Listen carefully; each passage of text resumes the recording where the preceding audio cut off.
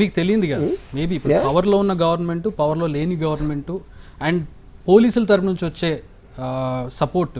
అంటే ఇప్పుడు నేను వెళ్ళి కేసు పెట్టాలనుకుంటే నాకు ప్రోగా కేసు పెడితే ఒక రకంగా ఉంటుంది, యాంటీగా కేసు పెట్టడం అనేది, నా మనుషుల మీద యాంటీగా కేసు పెట్టడం అనేది ఒకలా ట్రీట్ చేస్తారు, జరుగుతున్నది. మేబీ ఇప్పుడు గవర్నమెంట్ మారడం వల్ల, పోలీసుల నుంచి సపోర్ట్ రావడం వల్ల, లేదా ఆ సిస్టమ్ నుంచి సపోర్ట్ రావడం వల్ల మేబీ పెట్టి ఉండొచ్చు కదా. కానీ నేను అదే అంటున్నాను, ఇప్పుడు ఇది ఎలక్షన్ అయ్యి కూడా ఎన్ని రోజులు అయింది, 5-6 months అయిపోయింది కదా, ఒక పాయింట్.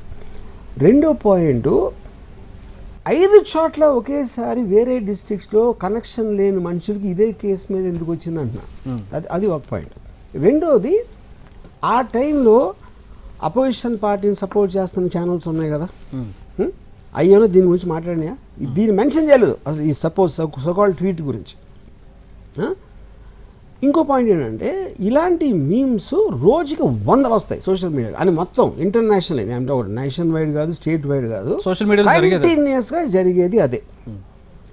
ఈ పర్టికులర్ థింగ్ ఏంటి దాంట్లో డిఫరెన్స్, అప్పుడు మీమ్ని మీరు డిఫైన్ చేయరు.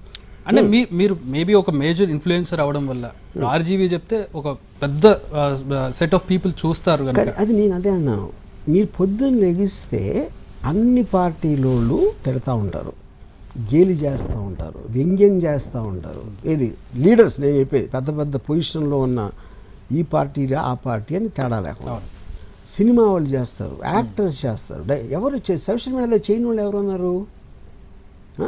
ఇప్పుడు ఆ బేసిస్ మీద మీరు కేసులు పెడతా ఉంటే ఎన్ని లక్షల కేసులు అవుతాయి అసలు? ఇప్పుడు నేను నా కేసు స్టార్ట్ అయిన తర్వాత నా మీద 100 మీమ్స్ వచ్చి ఉంటాయి ఈ పర్టికులర్ కేసుకి సంబంధించి. ఇప్పుడు వాళ్ళందరి మీద నేను కేసులు పెడతా, నా మనోభావాలు దెబ్బతిన్నాయని. నీ మనోభావాలు దెబ్బతిన్నాయా?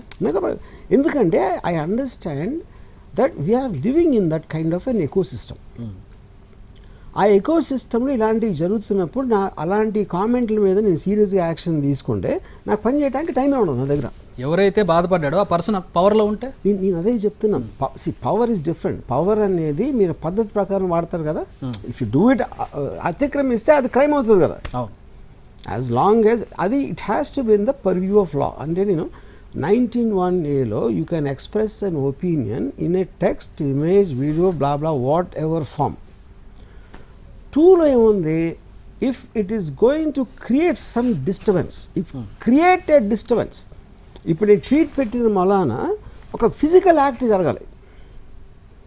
నేను సపోజ్ మీకు ఒక మెసేజ్ పెట్టాను, ఫలానా అవును కొట్టు అని సంథింగ్ మీరు కొట్టారు, అప్పుడు కాన్స్టెంట్ ఆఫ్ అది ఎప్పుడు జరిగింది, అదొకటి. రెండవది, నేను ఎవరి మీద పెట్టాను అంటున్నారు, పవన్ కళ్యాణ్, మా సిబిఎన్ గారు, లోకేష్.